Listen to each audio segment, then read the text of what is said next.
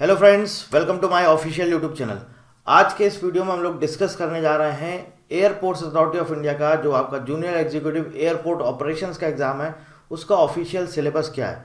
पिछले वीडियो में जिसमें मैंने आपको बताया था कट ऑफ, एयरपोर्ट ऑपरेशंस के कट ऑफ के बारे में बताया था, और उसके अलावा एक और वीडियो अपलोड किया था जिसमें मैंने आपको एलिजिबिलिटी क्राइटेरिया के बारे में बताया था। तो वहाँ पर एक दो बच्चों ने कमेंट किया था कि आप इसका सिलेबस भी बताइए, हमें इसका क्या सिलेबस है। तो इस वीडियो में हम आपसे एयरपोर्ट ऑपरेशंस का सिलेबस, पूरा डिटेल्ड सिलेबस जो भी इस एग्ज़ाम का है, आप अगर इस एग्ज़ाम के लिए फ्यूचर में प्रिपरेशन करना चाहते हैं या अभी से प्रिपरेशन करना चाहते हैं तो आप बस इस सिलेबस को फॉलो करिए। पूरा डिटेल्ड सिलेबस है, ऑफिशियल वेबसाइट पर भी अवेलेबल है। थोड़ा सा वहाँ पर कुछ कम लिखा रहता है, जैसे सपोज टॉपिक्स हैं तो सिर्फ टॉपिक दिया जाएगा, लेकिन उसके अंदर क्या क्या सब टॉपिक्स आते हैं वो सारी चीज़ें और जो कुछ भी हो सकता है वो हम लोगों ने यहाँ पर ऐड किया है। तो पूरा डिटेल्ड सिलेबस है। चलिए समझते हैं इसका डिटेल्ड सिलेबस क्या है और हमें किसके अकॉर्डिंग पढ़ाई करनी। सबसे पहले तो एक चीज़ समझिए कि जो ये एग्ज़ाम होता है एयरपोर्ट ऑपरेशंस का, इसमें आपका फिजिक्स आता है 24 मार्क्स का, आपका मैथ्स आता है 24 मार्क्स का, जो कि आपका 11th और 12th NCERT, 11th 12th NCERT, बस आप एनसीईआरटी की टेक्स्ट बुक्स लगा लीजिए, उतना सफिशिएंट है, मोर देन इनफ है इस एग्ज़ाम के लिए। फिजिक्स हो गया, मैथमेटिक्स हो गया। इसके बाद आपका आता है बिजनेस मैनेजमेंट, 12 नंबर का आता है बिजनेस मैनेजमेंट। इसके साथ साथ जनरल नॉलेज आपका 15 मार्क्स का आता है। जो ये 15 मार्क्स का आता है ये पूरा का पूरा आपका होता है aviation management,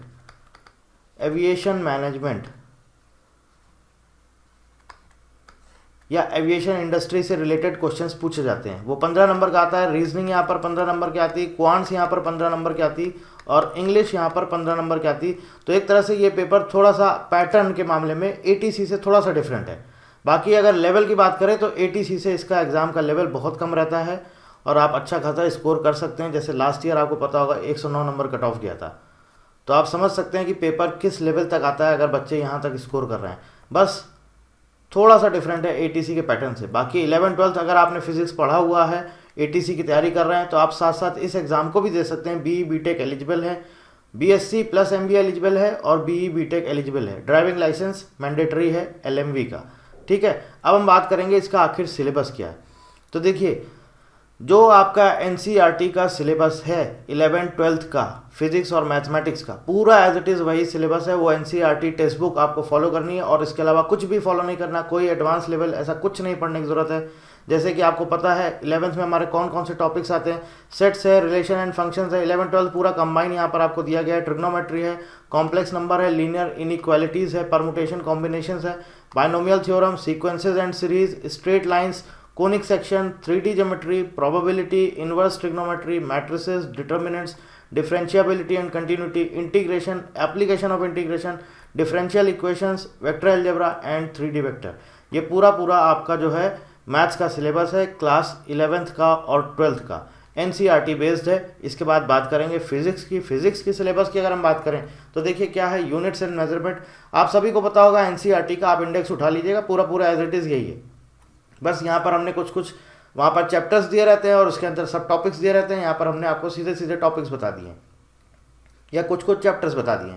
units and measurements, kinematics, laws of motion, work, power, energy, motion of system of particles, gravitation, properties of bulk matter, thermodynamics, kinetic theory of gases, oscillation and waves, electrostatics, current and electricity, magnetic property of matter, earth's magnetism, EMI and AC electromagnetic waves, optics, dual nature of matter, atomic and nuclear physics, semiconductor end devices. ये आपका पूरा का पूरा physics का syllabus है। अभी इस बार का जो सिलेबस है आप सभी को पता है, एनसीईआरटी का सिलेबस अपडेट हुआ है। 2023 एंड 24 का जो सिलेबस है ये पूरा अपडेट हुआ है, तो आप उसको ही फॉलो करिएगा। जहाँ तक जो भी एग्जाम आगे आएगा वो उसी पैटर्न को ही, उसी सिलेबस को, एनसीईआरटी का जो लेटेस्ट सिलेबस है उसको ही फॉलो करेंगे। अब आगे बात करते हैं जनरल नॉलेज की। तो जनरल नॉलेज में देखिए यहाँ पर क्या है, ये बहुत इतना डिटेल में आपको पढ़ने की ज़रूरत नहीं है, और मैं आपको सजेस्ट करूंगा अगर आप इसको स्किप भी कर देंगे तो भी कोई इशू नहीं है, क्योंकि इसके सिर्फ आपसे 2 या 3 क्वेश्चन पूछे जाते हैं। बाकी पूरे पूरे आपके एविएशन मैनेजमेंट के क्वेश्चन पूछे जाते हैं। लेकिन फिर भी सिलेबस बताना जरूरी है, इसलिए मैं आपको सिलेबस बता दे रहा हूँ।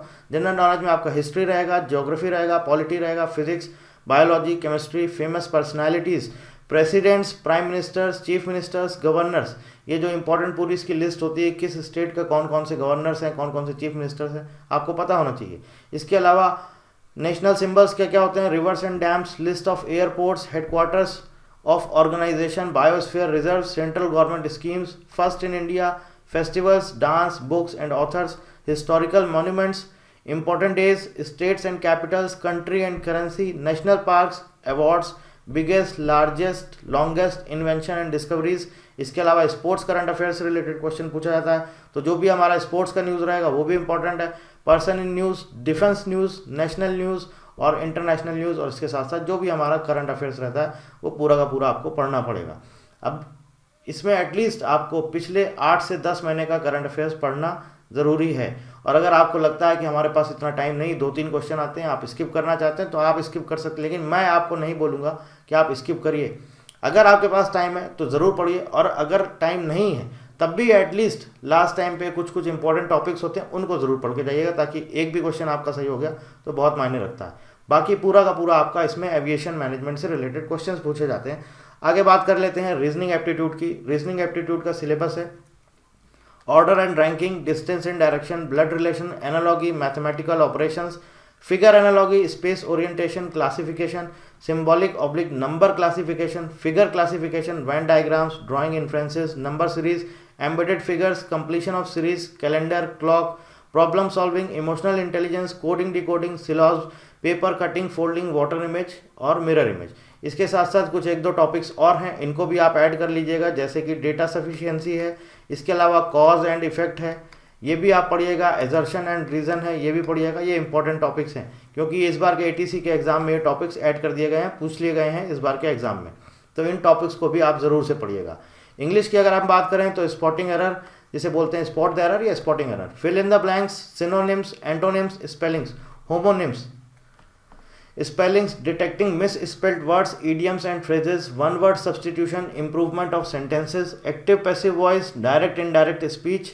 इसके साथ साथ shuffling of sentence parts, shuffling of sentences in a passage, close test या close passage बोलते हैं, comprehension, reading comprehension, ये आपका इंग्लिश का पूरा सिलेबस है।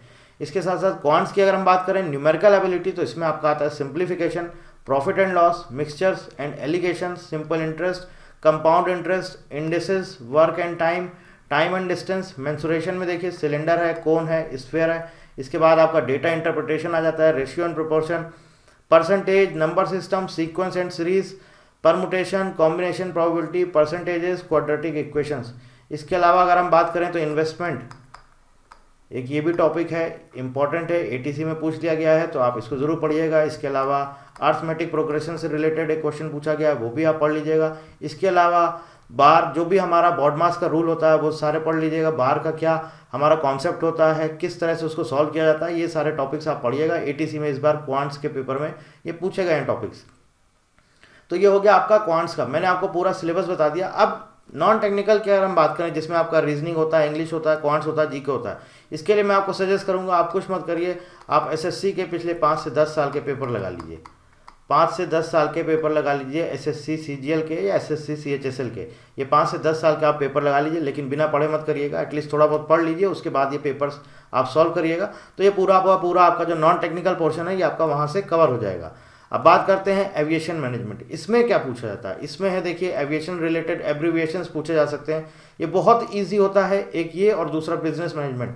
बिजनेस मैनेजमेंट आपका 12 नंबर का पूछा जाता है, और ये जीके और एविएशन मैनेजमेंट ये पूरा कंबाइन आता है, जीके प्लस एविएशन मैनेजमेंट ये 15 नंबर का कंबाइन आता है। इस 15 नंबर में हो सकता है एक क्वेश्चन आपका जीके का मिल जाए और 14 क्वेश्चन आपको इससे रिलेटेड मिलेंगे, एविएशन इंडस्ट्री, एविएशन मैनेजमेंट से रिलेटेड, या हो सकता है 2 से 3 क्वेश्चन आपको जीके या करंट अफेयर्स के मिल जाएं, बाकी 10-12 क्वेश्चन यहाँ से आपको मिल जाएंगे। लेकिन वो आता है, एटलीस्ट मिनिमम 10 क्वेश्चन इससे पूछे ही जाते हैं। तो सबसे पहले देखिए एब्रीविएशंस, जितने भी इंपॉर्टेंट एब्रीविएशंस हैं एयरपोर्ट इंडस्ट्री से रिलेटेड, जितने भी आप मिनिस्ट्री ऑफ सिविल एविएशन की वेबसाइट पर ही चले जाएंगे, वहीं पर आपको सब मिल जाएगा। ICAO, BCAS, DGCA, IATA, ऐसे जिस तरह से जितने भी हमारे इंपॉर्टेंट एब्रीविएशंस हैं ये आपको आना बहुत ज़रूरी है। इसके अलावा जो जो इंपॉर्टेंट डेफिनेशंस और टर्म्स यूज़ किए जाते हैं, जैसे runway, taxiway, apron, parking stand, aircraft, aeroplane, airport और एरोड्रोम, इनके बारे में आपको ज़रूर पता होना चाहिए। Knowledge of domestic and international airlines operating in India, कौन कौन सी कंपनीज हैं जिनकी डोमेस्टिक आपकी एयरक्राफ्ट चलते हैं, इसके अलावा डोमेस्टिक है और इसके साथ साथ इंटरनेशनल एयरलाइंस हैं, डोमेस्टिक एयरलाइंस और इंटरनेशनल, कौन कौन सी कंपनीज हैं, इस सब के बारे में आपको पता होना चाहिए। Basic knowledge on airport operations, basic knowledge on passenger journey from city side up to boarding an aircraft through various processing points and related facilities in terminal buildings.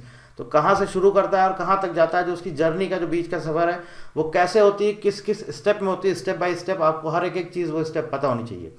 Basic knowledge on functioning of security and airport rescue and fire fighting at airports, knowledge on aircraft manufacturing companies. अगर ये आपको पूरा का पूरा पढ़ना है तो आप हमारे चैनल पर जाइए, पूरा एक वीडियो अभी शायद एक मंथ पहले 18 फरवरी या 17 या 18 फरवरी का आप हमारा वीडियो सर्च करिएगा, वहाँ पर ये पूरा का पूरा जितना ये आपका ये 10 से 12 नंबर का ये टॉपिक्स हैं, पूरा का पूरा सिलेबस नहीं, पूरा का पूरा आपको ये कंटेंट, एक लेक्चर 1 घंटे का 1 आवर का लेक्चर है, ये पूरा का पूरा आपको वहाँ पर मिल जाएगा। इसके अलावा आप आई बटन पर क्लिक कर सकते हैं, वो वीडियो यहाँ से आपको मिल जाएगा, उसका लिंक आपको डिस्क्रिप्शन में मिल जाएगा। ये पूरा का पूरा आपको वहाँ से पढ़ना है और आप मान के चलिए आपने पढ़ लिया, पूरे के पूरे नंबर आपके वहाँ से कवर हो गए, पूरा 100%। इसमें सब कुछ उस वीडियो में मैंने बताया हुआ है, ठीक है। Knowledge of on aircraft manufacturing companies, कौन कौन सी कंपनीज एयरक्राफ्ट मैन्युफैक्चर करती हैं उनके बारे में पता होना चाहिए। गवर्नमेंट की पॉलिसीज कौन कौन सी हैं जो एविएशन सेक्टर से रिलेटेड है।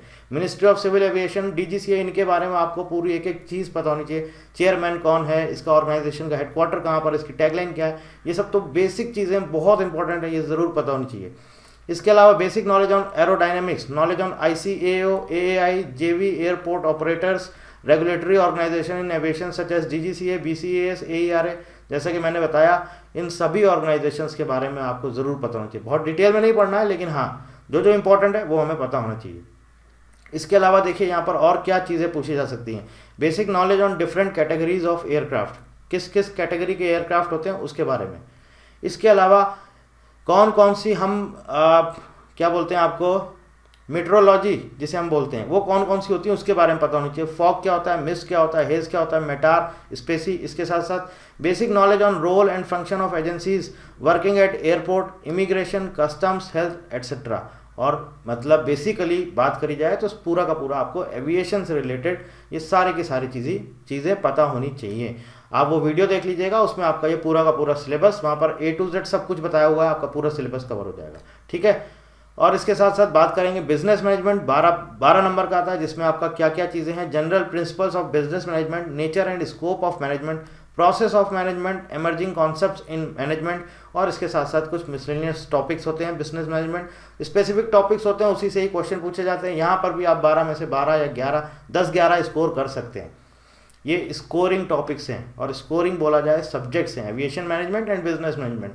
27 नंबर अगर मान लीजिए आपका यहाँ पर 15 में से मैं मानता हूँ, चलिए 13 अगर क्वेश्चन आपको यहाँ से मिल गए और 12 यहाँ से मिल गए, मतलब 25 में आप 25 स्कोर कर सकते हैं। लिटरली बता रहा हूँ, 25 में से 25 अगर आपने बिल्कुल ढंग से इसको पढ़ लिया, 25 में से 25 स्कोर आप कर सकते हैं।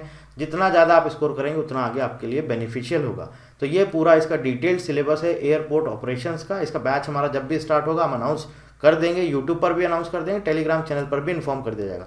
और कोई जानकारी चाहते हैं कुछ आप इसके अलावा, इस एग्जाम से रिलेटेड कुछ भी पूछना चाहते हैं, आपको नहीं समझ में आ रहा है, फर्स्ट टाइम पेपर दे रहे हैं, क्या एलिजिबिलिटी क्राइटेरिया, ऑलरेडी मैंने वीडियो डाला हुआ है, लेकिन फिर भी अगर आपको कुछ नहीं समझ आ रहा है तो आप हमें ऊपर नंबर दिया गया है, वहाँ पर व्हाट्सएप कर सकते हैं, कॉल कर सकते हैं, या फिर आप इसी वीडियो के नीचे कमेंट कर सकते हैं। So thank you very much and thank you for watching.